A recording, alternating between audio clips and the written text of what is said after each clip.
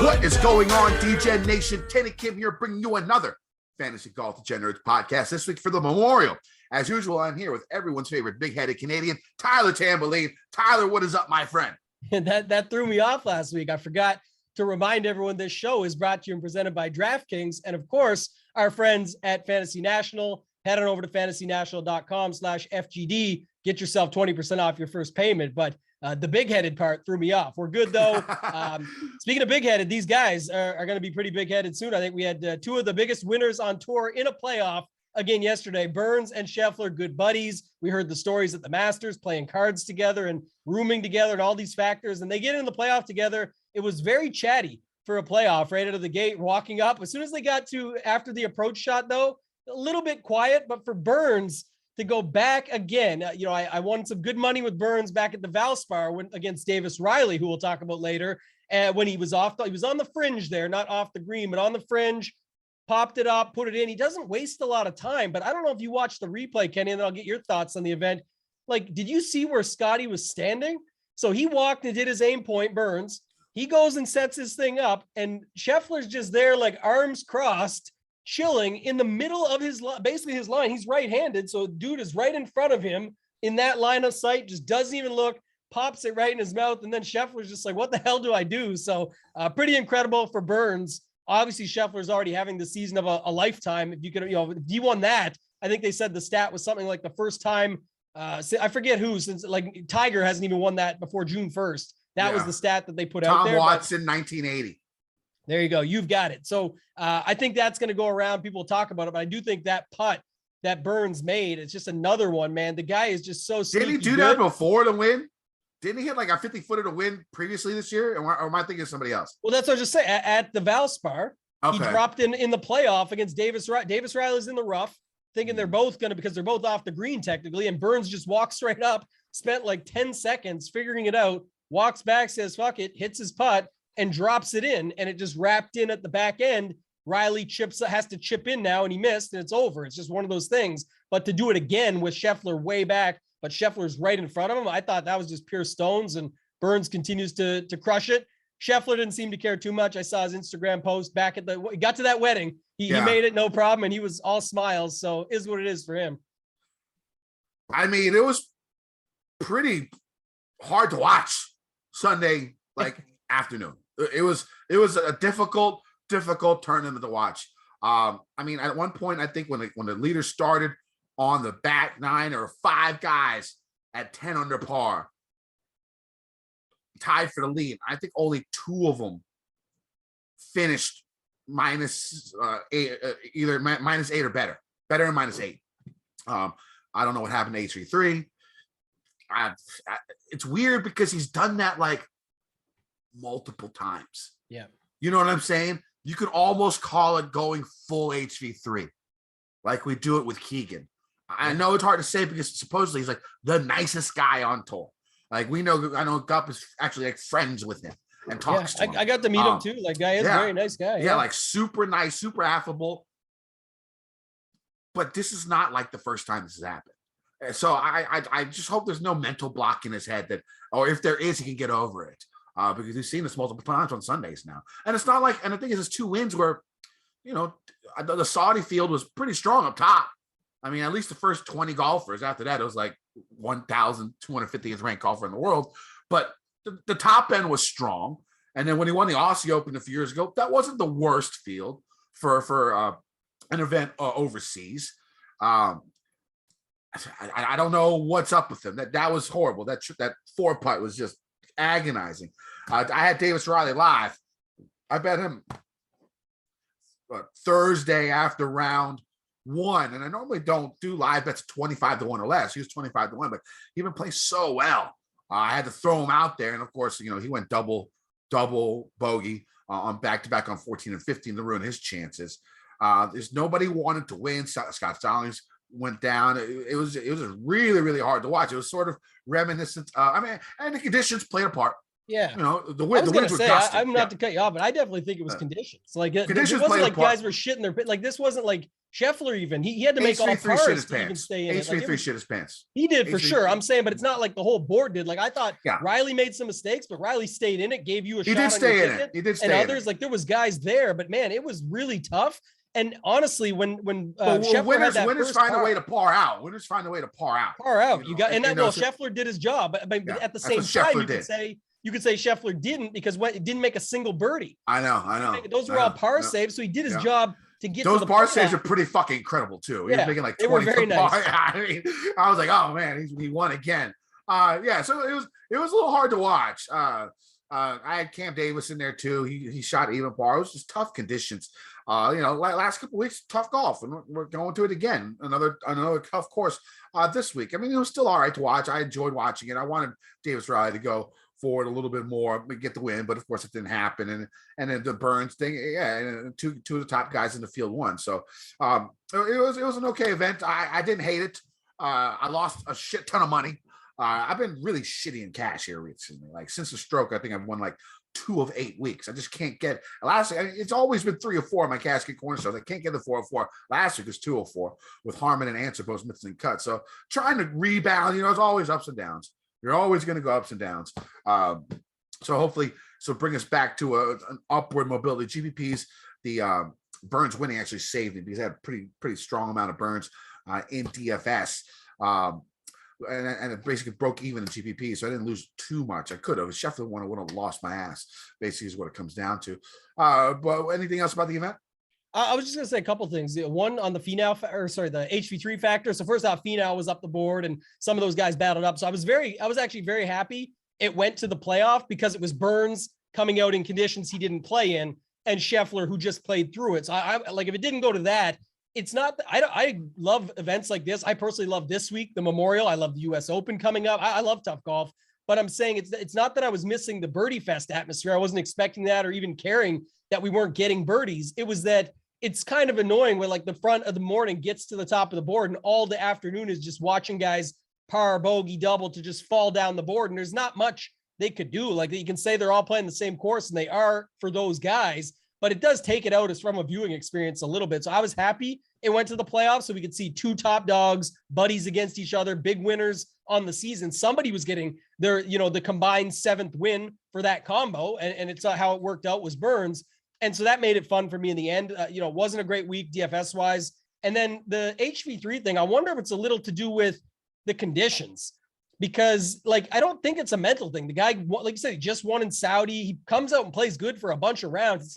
It's just like it was at Bethpage, wasn't it? Where, he with Brooks in the group that he fell apart there. Wasn't until, even on 12, I believe was the hole he crippled here.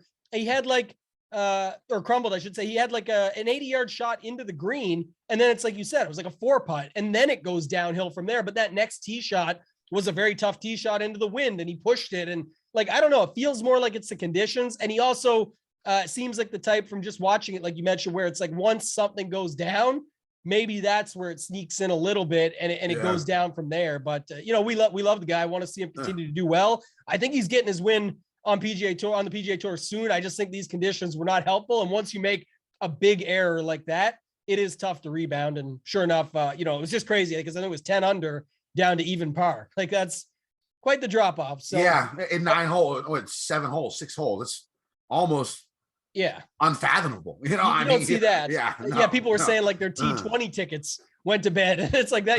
You're like, okay, he's not winning for me anymore, but now I'm not getting T20. Like, am I even getting T40 if I've got it? Like, you have to think about it. And lastly too, because we're going to talk about a lot of these guys in this field. If you didn't know or seen the betting board or even the DraftKings numbers, like Riley, Mito, Cam Young, not this past week, but here this week, these guys are all priced up now to like the real deal. So we'll get to that. But Mito, we talked about him last week. The name of the pod was the Mito Molinari, just sort of mocking it a little bit, but the guy came back T7, a 22-foot par on 18 just to close it out. And again, I don't think it bothered him at all. Maybe this week we see a letdown. We'll talk about him later, but damn, this guy is just that good. It did not really phase him, in my opinion. He came out and got the job done. It was funny. As the week went on, I decided I was going to play one of the 2 heartbroken golfers, was Zalatoris or Mito. I decided to play Willie Z, of course, and he missed the cut. So yeah, that's how my week went. Because I thought I'd play both. And I think these guys are young. Maybe they can get past. I mean, Mito's not that young. I mean, he's like 27. I think he's young enough. Yeah. And I was like, on the pod, I was like, maybe he can get over it. If he gets over it and his ownership is really, really low, could be worth it. And then I sort of went back and forth with Willie Z and him. I just went with who I thought was the better player. With Willie Z to bounce back on, and of course he missed the cut. The more expensive guy that never wins. The funny part is, Kenny, because we're gonna get into it. I make fun of Willie Z so much, but I'm like a huge fan of Riley, Young, and Mito. Like I just love all those dudes. I couldn't say nothing bad about them, and it's really I went ahead. I think one of them could win this week. I bet all three of those guys this week. We've seen young guys break out here before. Bryson, Morikawa. We've seen it over the last couple of years. Guys that we thought were going to be real good win this event, and then it just sort of kickstarts them into their career. It's a huge win when you shake Jack Nicklaus's hand when you come off the green, and that's just like you said, it's a catapult just to take off with it. And I can definitely see it. As much as those numbers are crazy when you think about it and just look at them on paper, they're not, because these guys have just shown it. Like Cam Young. I think people were, talking about how good he played based on some of his results. But I remember at RBC Heritage, I wasn't on him for sure. I was like, there's no way at this course. Nope, crushes it there. Like we've all had right and wrong guys and been good on these guys and bad on them. But I think that guy is just the one that for me stands out the most, not just because he won me the most money, but because I just love his all around game. And he just over a 4-foot putt, he's the guy that I want, or a 5-foot clutch putt. That's the guy I want. And he proved it for me a couple weeks back, and he just continues to do it. So we'll talk about him when we get into it. Anything else on the Charles Schwab challenge that you want to talk about, Kenny? No, I did play around in golf today. Okay. I did play around in golf today, and it was tough. It's hard to play golf with out your vision on the left side of your vision, because you know how you're going and you're swinging, and I cannot see the ball off my club face, so I have no idea where my balls go.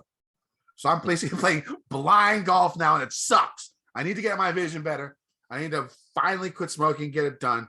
But that's going to be the goal. And the thing that's going to jumpstart me into really trying to get this eye better is playing golf, because it is so frustrating trying to hit a golf ball and you're like, man, I think I hit that well, and you swing and you look and you're like, I have no idea. No clue. It's already hard enough to keep track of it at times. So basically, every time I play, I have to have the whole group watching my ball every time I hit the ball, and it sucks. It's worse. It's embarrassing. I mean, it's because I'm blind, but yeah. So that sucked today, and the fucking rough was only about 2.5 inches thick, but the balls were just settling on the bottom. It felt like I was playing some crazy Bermuda grass where you just couldn't get a lie. It was tough out there in the street. I shot 102. I'll take it with playing blind. Out there on the course, and it was a nice day. You guys don't do Memorial Day in Canada, do you? Not today, no. But I thought I would let you speak to that part, being the American on the show. But go ahead. So it was a decent day, and then of course it is Memorial Day to all our soldiers out there fallen and still serving. We salute you on the Fantasy Golf Degenerates podcast on this holiday. All right, let's move on to. No listener league last week, right? Why don't we talk about the listener league? Yeah, for sure. So we didn't have it last week. We apologize. We talked to it, talked to the guys over at DraftKings, got a rep back. So have the listener league. It's already posted out. I tweeted it out today at Toe Tag and Tambo. You're going to want to follow me there because a couple other things I'm going to talk about, but the listener league is back. So we'll have a winner for this week. It's the same balance structure. It's the same $5 3 max. It's got everything that you expect with it. Around 18% or so gets paid. The faster we fill it, the more we have a chance to grow it up to 1,500 is the goal to get it to for the U.S. Open. The U.S. Open is a huge one. We love that one. So I want to get that one to 1,500, get a bigger prize pool there for sure. So fill that thing up. And then I want to talk real quick, Kenny, because we don't do this enough, and with not having a listener league segment this week, the comments last week, some really sharp comments, our guy and content that was in there. But our guy, Jason Lustbader, I believe we met him down at the DFS Open. He came and stayed with us there. He posted. He was in our group. He was in our foursome. He was. He posted the JT fade. Had a real good reason on it there. It ended up working out. Obviously, there was some other good ones in there as well. But almost 100 comments, almost 200 likes. So you guys are going to want to continue to do that. Another thing with getting our rep and back with the listener league, I got confirmation. So at least one, but likely two $100 tickets for the US Open Millie Maker that we're going to be giving away. Of course, going to have to follow us on Twitter, subscribe to the Mayo Media Network. You're going to have to leave a comment, and we're going to stick with the same thing for this week. Might remind you later, but if not, easy to remember. It's who's your fade, $8,000 and above, and why. Just who you want to fade and what your thoughts are. Put that in there. It takes 2 seconds. Hit the like button at the same time. That's where we're going to take the drawings from. And then this week, I think 13 or 14, we got another 13 or 14 ratings. So if you're on Apple Podcasts, 5-star rating and a review is what we're doing for extra ballots. Like I said, it's likely, I'll just say right now, it's going to be $200 tickets. And even if they only give me one, I'll put the second one in myself. So we're definitely going to give away 2 $100 US Open Millie Maker tickets. So if you can do that for us, we definitely appreciate it. And that's all I got, Kenny. I think that's it for the Lister League. Like I said, fill it up quickly because we want to get the much bigger one for the US Open. All right, let's get to this week. PGA Tour. We go to Ohio. Muirfield Village, of course, Jack's tournament, the Memorial. Last year, Jack redid the course pretty majorly. All the grass on the fairways and greens were redone, adjusted the bunkers, changed the contours on the green, added a bunch of new tees, and new tee boxes were put in to lengthen the course about 100, 150 more yards when maxed out. The course lengthening, fairway grass change, and redoing the bunkers, not that big of a deal. But the work on the greens is very important. First off, residing the greens usually leads to firmer conditions the first few years as the grass grows in. The greens were crazy firm in 2020, which is prior to the work, which led to one of the more difficult scoring conditions the course has ever seen. Last year, with the new greens, Rahm dominated the course shooting -18, of course, until in 3 rounds before his COVID withdrawal. But no one else shot better than -13 for the week. And only a handful of golfers reached double digit under par. Unless there's a deluge of rain, I expect we see the same tough scoring conditions this year. Jack wants this course to play as hard as it possibly can, hard but fair as it possibly can. And with the rain they have had this year so far, getting the rough where he wants it and the greens as firm as he wants it, because they also added a new sub-air system, should be pretty easy for him. He can do whatever the hell he wants with this rough and with the firmness of these greens, as long as, once again, there's not like a deluge. And Wednesday night, Thursday morning, maybe we'll have to see about that. Could have some effect on the scoring with early morning wave guys, maybe having an easier go of it while that sub-air system kicks in and makes those greens a little bit firmer. It's possible. We're still 3 days out. We'll have to check that out when we get closer to lock. Now, lots of course history here, but again, I don't know how much you can really take into account, especially guys who putted well here in the past. Different contours of the green, different green shapes. It's not the same that it used to be. And now, granted, bent grass, rolling, undulating contour greens, if they putt well on that, they should probably putt well on that all the time. But just something to keep an eye out. It's not the same as it was 2 years ago. So, course history, you might want to bump it down just a touch. Just a touch if you are a course history truther out there. Muirfield Village, 75, 100-yard par 72, 4 par 3s, 4 par 5s, most of which are reachable in 2 unless they use the back tees. Off the tee, golfers are going to see tree-lined fairways that are above average in width until the 300-yard mark off the tee. After that, the fairway narrows a lot after the 300-yard marker. There are deep fairway bunkers and water in play on 11 holes. Water is quite tricky here. The creeks sometimes run all the way along the side of the entire hole, sometimes right across the middle of the fairway. Now, with the wide fairways, you'd think this is a driver-heavy course, but in 2019, it ranked in the bottom 10 of courses on tour in driving distance, with an average driving distance of around 282 yards. Last year, the average driving distance was only 285. So, some people just don't want to mess around with that 4.5-inch rough. And then another thing about this, they must avoid the trouble that surrounds the fairways, that rough, plus the bunkers. The fairway bunkers, really, really hard to hit out of. I think something like it's a 60% bogey rate on this course. If you bogey or worse rate, if you hit it in one of those fairway bunkers, this is all over time. So, those bunkers, extremely tough to hit out of. The 4.5-inch rough, extremely tough to hit out of. So, you see around 70+% of fairways hit on this course. So that tells me people are hitting less driver to avoid these troubles that they are having around the green. Now, where was I? I just lost my place. Now, even though the greens now on approach shots, it's very good. It's going to be very important to leave the ball under the hole. A lot of the greens slope from back to front pretty heavily. Even though the greens have been reconfigured, this fact still remains the same. You want to hit it in front of the green. It's almost, if you hit it past the green, over the green, and the flag is in the back half of the green, it's almost an auto bogey. So again, iron play, keeping it short of the hole, very, very important. Now golfers, now it's almost, there we go. The softening of this course from rain has drastically changed the difficulty in the past. In 2015, the course was soft and the average daily score was under par, making Muirfield Village the 23rd most difficult course on tour. 2013, really, really dry. It was like the 6th most difficult course on tour.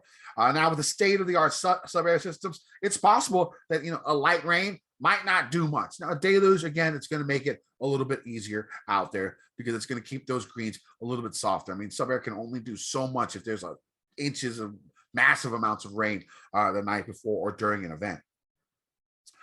Now the greens are, usually going to be really, really firm, really, really fast. 13 plus on the stimp. They do use bent grass. The greens are, of course, going to be somewhat hilly, undulating, and multi-tiered. Final 3-hole stretch, pretty tough. Long par 3, couple of long par 4s. Very, very tough way to end the week. Good iron play, good short game play. That's probably what you're going to need this week, and of course, a hot putter. Tambo. Yeah. I thought you were going to say something else after that. So yeah, exactly what you said there. I use this course, every year pretty much the same way. I know that the renovation happened. I know all these factors, but it's still for me a heavy tee to green course. I'm just looking at overall. I want the long term. I think all the Augusta National Golf Club sort of comps that you'll hear and things like that are definitely true. But I think what you said there, one of the key points that you brought up that I just think rings true is, some experience at courses like that and here because, and most of them have played both, is because it's like you said, you have to know where to put the ball. It's not just about being able to execute the shots. There's a lot of stuff that goes on. And that's why you'll see some randoms pop up on these leaderboards as well. Maybe they've got a past history here or anything like that. We've seen some past winners that are pretty crazy. It's just a matter of knowing where to put the ball and being able to play it from there. So I like that call that you brought up. Approach, always a big factor. Playing out of the fairways is the biggest key. As you mentioned here, that rough is just a problem. You're going to have to, chip out of it, chop out of it, whatever you want to say. And it's already tougher up there around the greens and things like that. So another thing too, just a couple things real quick before we get into it, Kenny, if we talk through the notes, don't forget about I'm calling it the workday version, the quote unquote workday version, even though this is still kind of presented by Workday or whatever. Just remember they did play the easier conditions in the COVID restart where they went back to back. And it wasn't that it's still the same course. It was definitely not set up the same way. And obviously the scores dictated that. So keep that in mind when we're going through it. And then lastly, just the strategy piece before we get into the tiers, it's a 120-man event. There's almost, I think, 70 guys that are in the 6K range. So guys will come through at the bottom. You can play guys at the top. There's, it's a strong field for sure, but also just the fact of how it sets up where, the ownership. If you go back to any major or anything like this, even at the Masters, it's less guys, 95 or whatever, and only 70 of them are playable. You still only see 10 guys above 15%, give or take, 10, 12 guys. It just doesn't get the same congestion because in every range, everybody has their guys. So at the end of the day, I think we'll look at that and ownership will definitely play a factor for me. But, when we're looking at it here, I think that's a key thing to remember. When you get to the end of the week, don't go off of a guy because you found out you think he's going to be 17% owned to move to a guy that's 14% owned. It just doesn't matter at that point. Play the guy that you want to play and feel good about putting your money behind. So I always bring that up at these events, but I definitely think the ownership, the pricing is decent. I think it's pretty good, actually. It's still soft, though, right? It's still major-esque pricing. So that leads to the ownership separation. And we'll know I think, as we're going through it, some of it. But the area, Kenny, that I have the toughest time with right now is at the very top. We'll get to that shortly. Before we get to the top, though, let's do as Kenny always says, and let's pay some bills. Are you ready for the NBA champs to be crowned? Join the finals action with DraftKings Sportsbook, an official sports betting partner of the NBA. New customers can make any $5 NBA bet and get $150 in free bets instantly. Looking to turn another small bet into a big payday during the NBA Finals? With the DraftKings same game parlay, you can do just that. This NBA season, a customer placed a $5 same game parlay and won over $5,000. Create your own parlay by combining multiple bets like which team will win, total threes made, total rebounds, and more. And boom, you have a shot on an even bigger payout. Download the DraftKings Sportsbook app now. Use promo code FGD. Make any $5 bet during the NBA Finals and get $150 in free bets instantly. That's promo code FGD only at DraftKings Sportsbook, an official sports betting partner of the NBA. Minimum age and eligibility restrictions apply. See show notes for details. All right, let's get to these tiers. Let's go 10K and above. Tambo, where are you going this week? Yeah, I really struggle up here. I think I like 3 guys, but I don't know who 2 of them are. I'll talk about the first one I know for sure, though. And you and I talked a little bit pre-show on this. I said I'll save it for the pod, but I think here's the deal. If you've been playing John Rahm, this is not the spot to get off. Like, obviously, we know what his history is. We know the 6-stroke lead last year, and then the COVID withdrawal, like the positive test after round 3, but won it the year before, even with taking that 2-stroke penalty on the sort of Patrick Reed-esque touching the ground before the ball. I want to rip on Reed a little bit. We'll talk more about him later. And I actually kind of like him now that he's sort of ditched the PXG driver and has been playing some better golf. When you talk about this all the time with Reed, I'm skipping ahead, but you talk about all the time with Reed, longer, harder courses. That's where he shows up. I think it's courses over 7,400 yards. What do we have here? What's he been doing? It's an interesting play, but I'm not going away from Rahm. I don't care. He'll get ownership still too, because there's other people like me that are doing it. The course sets up perfectly well, but we do have an interesting dynamic up here, Kenny, because Cantlay and Morikawa have the history. They were literally in the playoff together last year. Cal was won the workday version and then the playoff last year. I call it again the workday version, the easier version. Cantlay is the 2-time winner now based on the big asterisk last year, but he still closed out and got the job done. So I don't know where ownership is going to really go up here. And I think this is where we could see some separation, contrary to what I said before, because that's why I said the top would be the hardest part to figure out. Now, Rory has been playing great on paper and you see the results, but we remember the Masters, the PGA Championship, those were sort of, he wasn't winning the thing. It was just, he was there and had a chance. He gave the same feel at the PGA Championship. He had 4 birdies in 5 holes. Here we go again.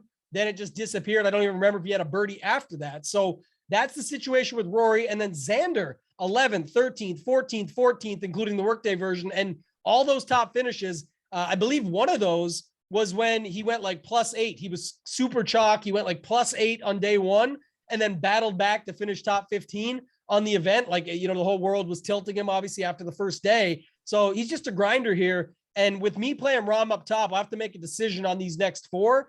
I've got Rory and Cantlay pretty close, and I've got Morikawa and Xander pretty close. So, probably end up just going based on ownership on those 2 guys there. I like Rory and Xander more than the guys that were in the playoff last year. But I mean, if it flips heavily and everybody else likes the same thing, there's nothing bad to say about those other guys. It's just, their price, I guess someone could say about Cantlay at 10-7 and the miscut at the PGA Championship. But now he comes back to a course that he's done very well at. So made a good living at so far.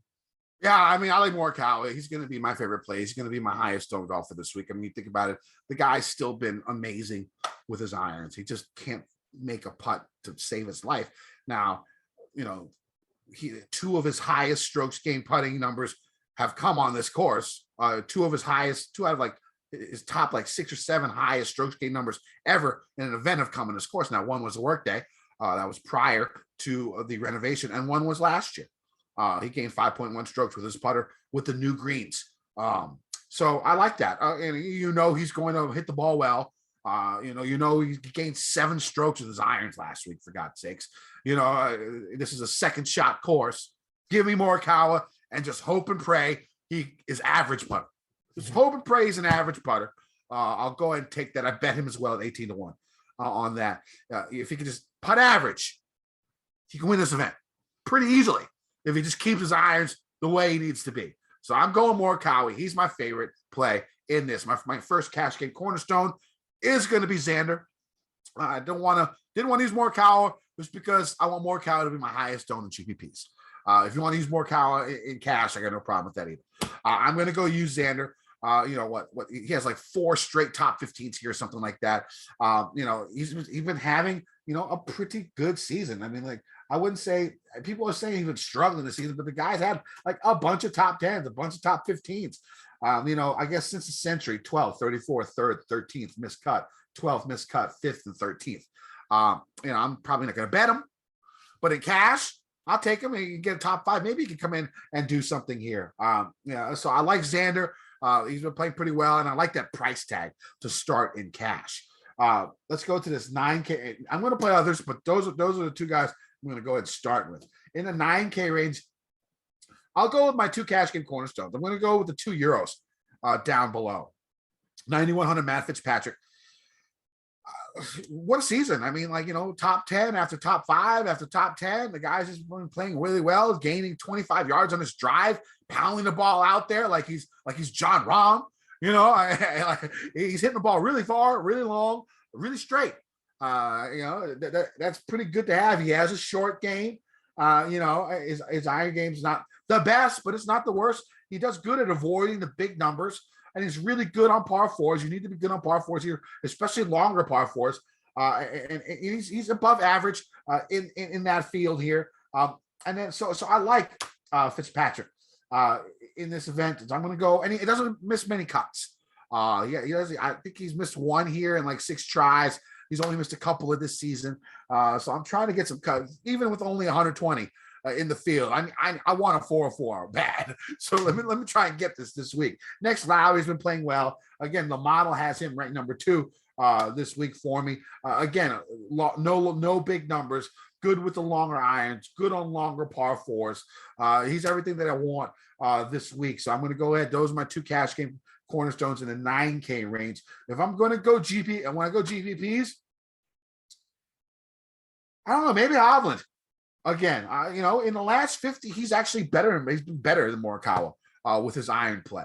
Again, so I'll go with the approach game. I don't know how people are going to be about him. I feel like his price has dropped down to this, and it seems like value because, it's not like the guy's a horrible player, or he's not like he's playing awful. He's not playing his best right now, but he could turn it on.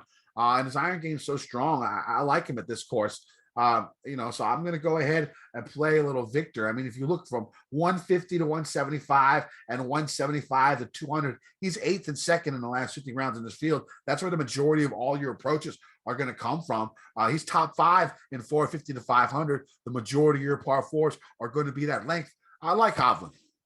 Yeah, I don't hate that call either, just because the main worry is what we said, the PGA Championship. It can be the same issue here. Obviously, he's not great out of the sand. He's not great around the greens, but everything else is pretty much perfect. He's going to put it in the fairway. If you're in the fairway here, you hit more greens. He should be able to do that, and he could just grind his way through that. He doesn't make a bunch of huge mistakes. That's the thing about him, right? Like, even when he has those bad around the green shots. You're talking about Hovland? Yes. He has like one really bad one around, like an event. That's so like an event. That's what I'm saying. Like, that could be costly. It could. Yeah. I'm saying, but if he find, like we talked earlier, he has that one where he chips it over the green, leaves the chip, leaves the putt, leaves a second chip 12 feet short, misses it, gets a double or triple. He does that once an event. Hopefully he can avoid that. You're right. Hopefully he can avoid that. But I have an alternative piece for that. I'm glad you brought that up because, first off, your parents teach you everybody makes mistakes, right? We got to learn from them. But we talked earlier about Xander, and this was a few years back now, but when Xander shot that +8 in round 1 and then battled back to like a top 15, Hovland might make that just one mistake, not 8 mistakes or whatever, and still be able to battle back and get the job done. Again, it worries me about the around the green stuff. But what I will say, even back to your Fitz call, Fitz, as good as he seems on paper, still could worry some people at 9.1. And the only reason I say it is because Lowry looks like a slam dunk. You go to the models, he's like 1 or 2. Everything looks good. He's got anything going for him. He's got it. The approach, driving, the long irons, the sand play, anything you want to look at Lowry looks great. And then don't act like Hideki ain't there at 9,200. I know Hideki's got some of the injury worries.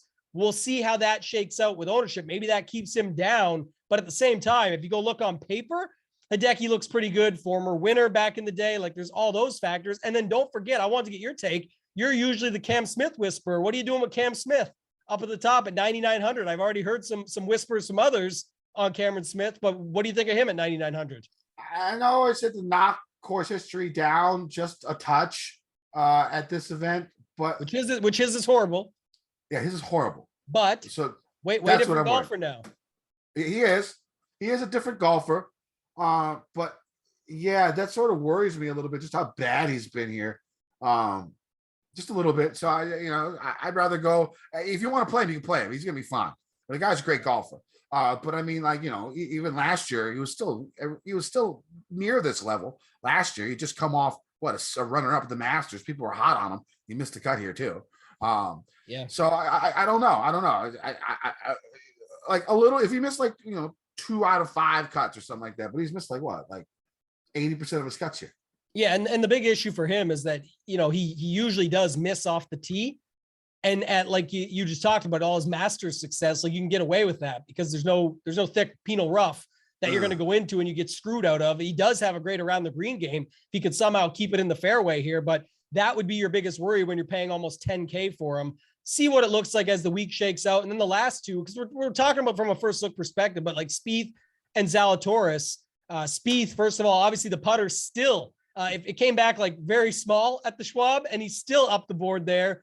And that could work out well here, I think. And then you look at Zalatoris, 2 of the last 3 missed cuts now, but the second at the PGA Championship, you talk about faster bent grass greens like he has at the Masters that he putts well on, just another great ball striker. Is this the spot to hop back on him? So sort of upfront for me, like Spieth, Willie Z, Hovland, and Matsuyama, those are the guys up the middle where I think a lot right now we're talking about Smith, Fitzpatrick, and Lowry. I think you can get unique with just those guys from 9,200 to 9,700. Anything else to add from your end on Willie Z or Jordan Spieth?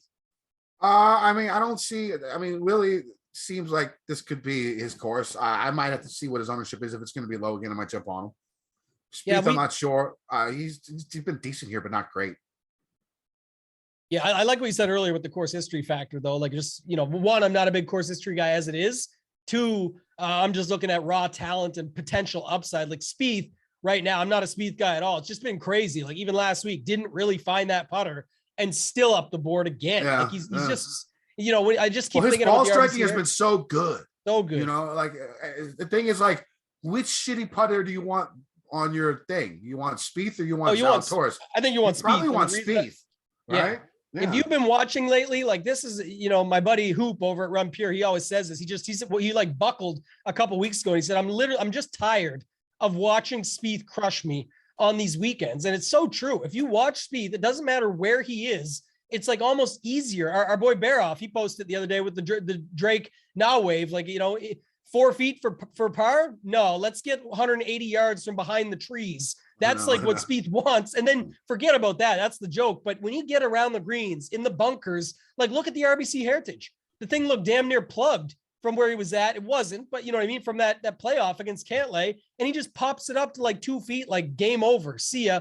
Good luck. And Cantlay's was more plugged. So, more in there and almost plugged. So it was tough for him, but it just goes to show like that's the type of guy that you want on your squad. And again, like I said earlier, Kenny, not everyone can play everyone in these ranges. So you do just got to pick your guys and get after it. You can't all week long, you're going to hear people say, oh, this guy's going to be almost 20% though. Well, they can't all be almost 20% and the 9K range is loaded. So the ownership is going to get dispersed somewhere. That's my final thoughts as far as that goes. What are you doing here in this 8K range? I like the young boys, man. Give me Cam Young. Give me Davis Riley. Give me Mito Pereira. Give me the young boys. Give me bets on all of them. Cam 40. Mito 45, Davis Riley 60. This is the new wave of the young guys, the new rookies. These guys are good. We've seen them. Riley's on some incredible hot streak of top 10s.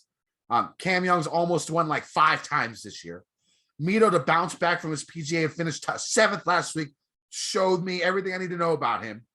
Give me those 3 guys. I'm rostering them. I am playing the fuck out of them. I am betting them. I'm not even looking at anybody else in the 8K range. Give me the 3 young boys.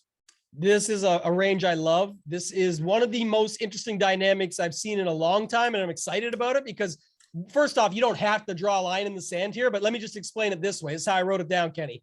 You've got a battle between the young guns and some proven winners now. So you've got who we talked about, Young, Riley, and Mito. And I'll probably play Neiman too.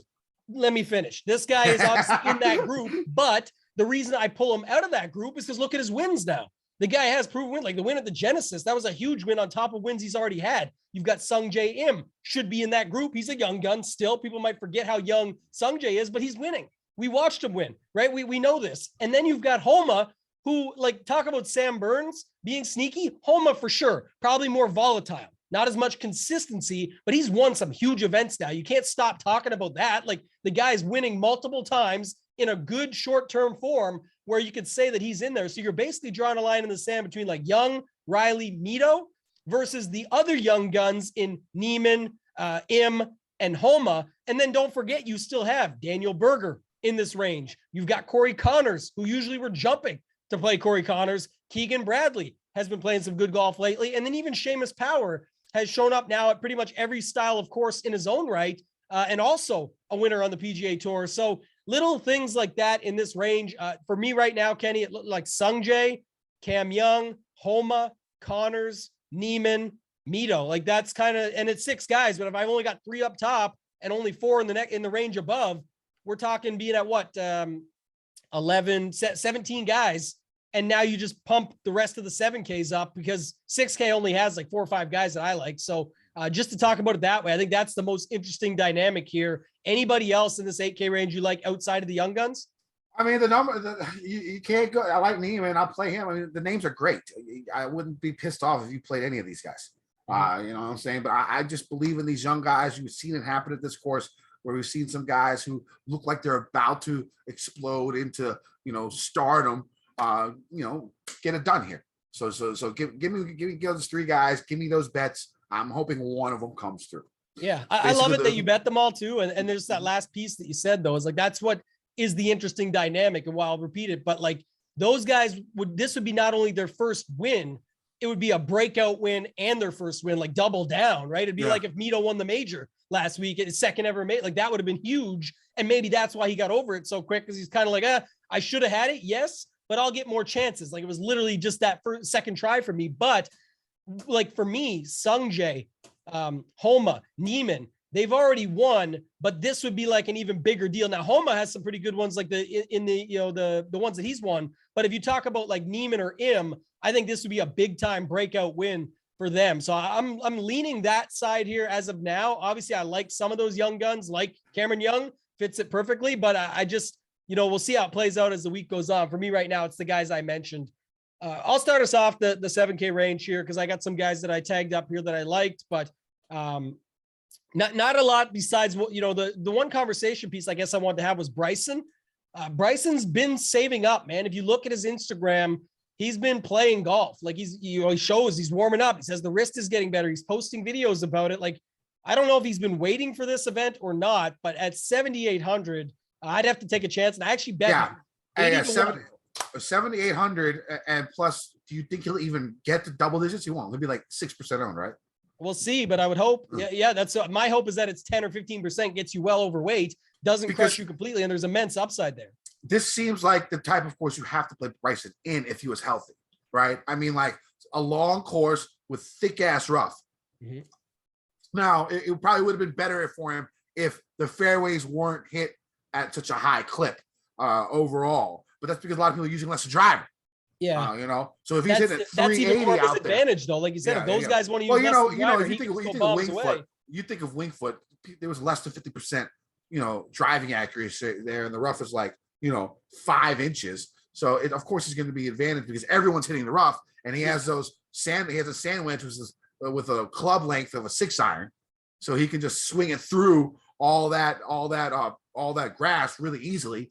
That's a huge advantage in the rough. It might not be splitting hairs numbers, because yes, you're right, they'll hit more fairways here, but my point would still be, everyone assumes because X person clubs down that it just means automatic fairway, and it doesn't. Guys can club down and still hang it right or left, and next thing you know, they're still way back there. If you hit a hybrid or a 3 or a 5 wood, and a 32-yard wide fairway, and you're a pro and you miss it, that's pretty shitty.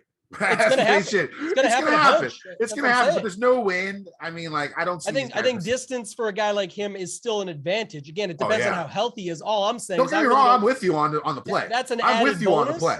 Because at 7,800, you don't have to do much. So Kuchar's there. Patrick Reed, I wanted to talk about. So Reed is definitely interesting. I think he might pick up a little steam, but I honestly don't care. I think, like you said, it's not going to be enough to matter. If he ends up like 20% or something, that'd be a bit of a problem because the range is loaded. There's so many good guys, but I just don't know if it'll get there. We're still talking about Patrick Reed here. So the numbers don't look good in any models or anything like that, but you talk about being better with the driver, the stats that he's got to go with it, longer, tougher courses, good form. And then we talked about that around the green game that might be necessary, the sand game that might be necessary. That's Patrick Reed's game. So faster bent grass greens with some, a little bit of undulation there. I think he's a better guy to go with. So I like him. I like Bryson. I like Scott.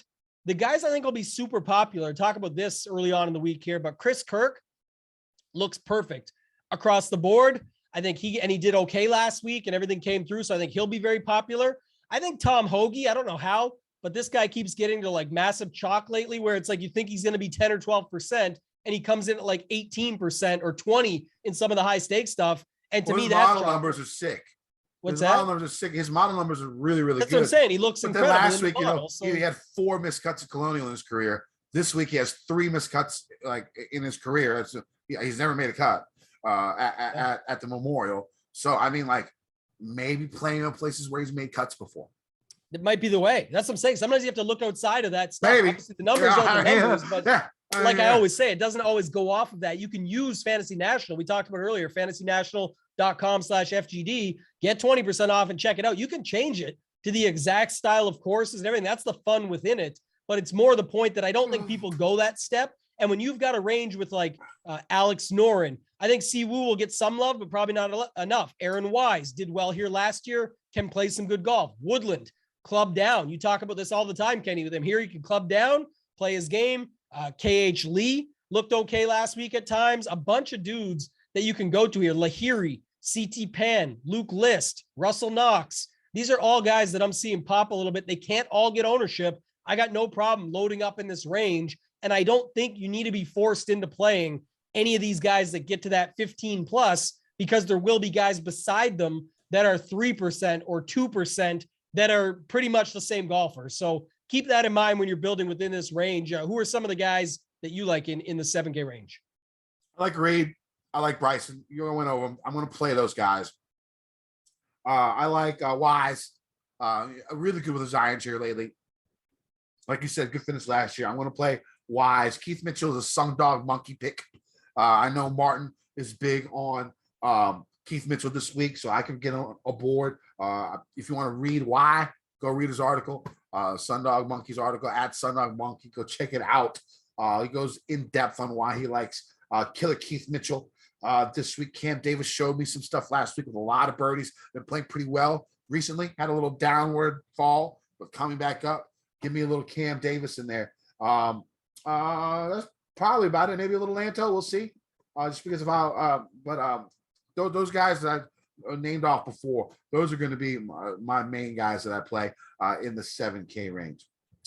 Anybody at the bottom that you like? I was going to ask you about the Brian Harmon. You were on him last week in cash. This, I don't know, maybe could be a better setup for him than last week. I don't know. Just he definitely lit Twitter on fire. I had to fire up the jet gifs early last week for Brian Harmon because it was day one when he completely ejected and did not bounce back. He had a decent second round, but not nearly enough to get back in and make a cut. So could you go back to a guy like him? I mean, I don't see why not. You're not going to be, all you need is like 8% to be double the field, probably. He's going to be, I think he's going to be a fair ownership number this week versus last week. He was 37% in the high stakes stuff, the 555. And I think he was still up there quite a bit in the $20 or whatever. So I definitely think he's an opportunity. It's an opportunity that you can go back to a guy like him and, hopefully others are off based on just last week's result. Yep. All right, let's go to the 6K range. My final cash game cornerstone is going to be Brendan Steele.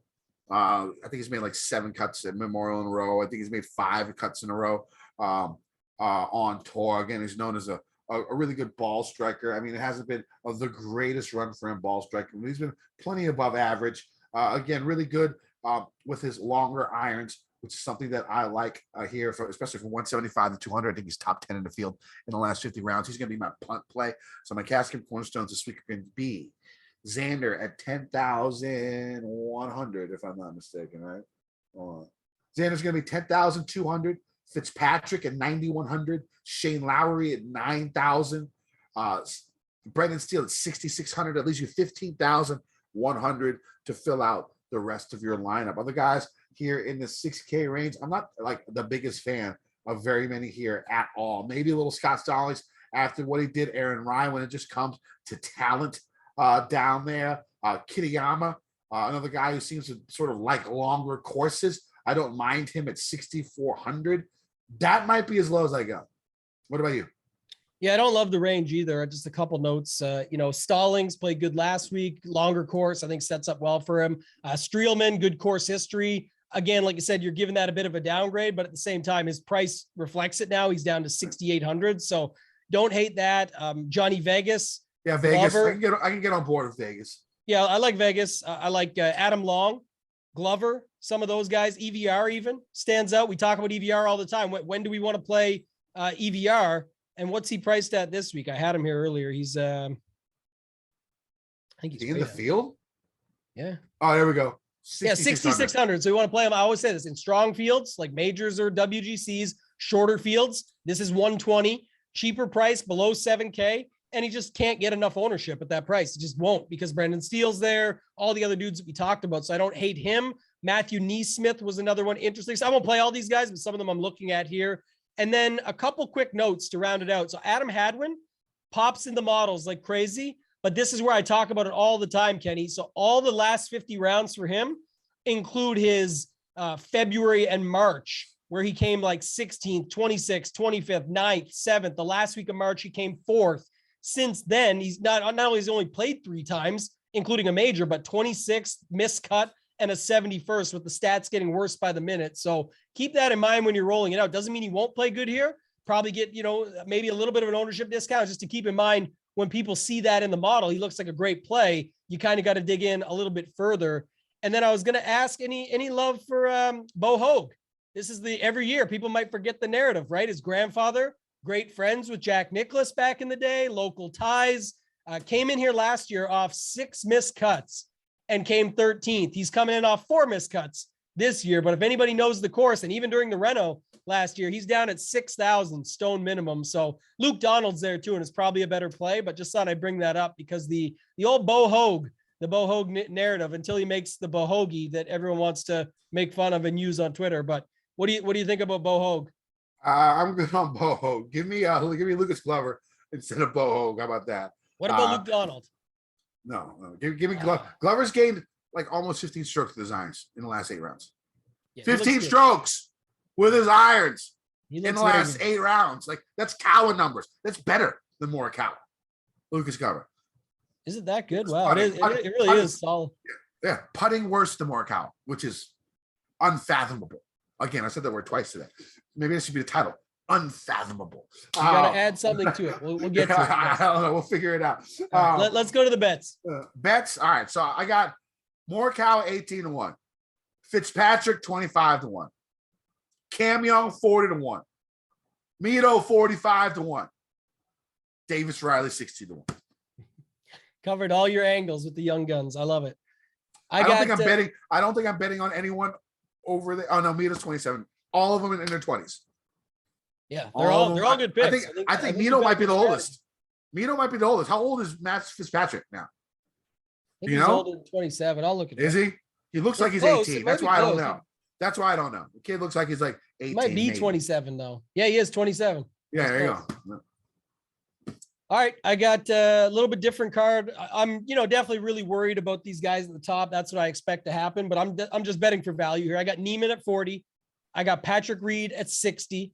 I got Bryson at 80 and Si Woo at 80. This is like the Mayo card. When I talked to him on Wednesday, he'll love this. Luke List at 150.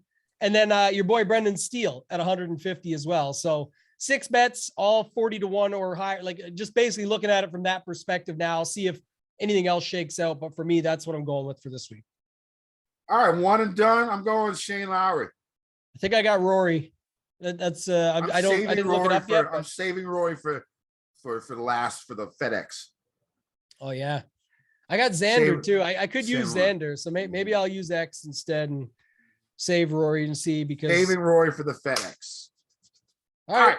Anything else? Not for me for any of that stuff. All right, you can find me on Twitter at KennoVT. You can find my article on gupscorner.com. Use promo code Kenny, save 30% on a membership to Gups Corner.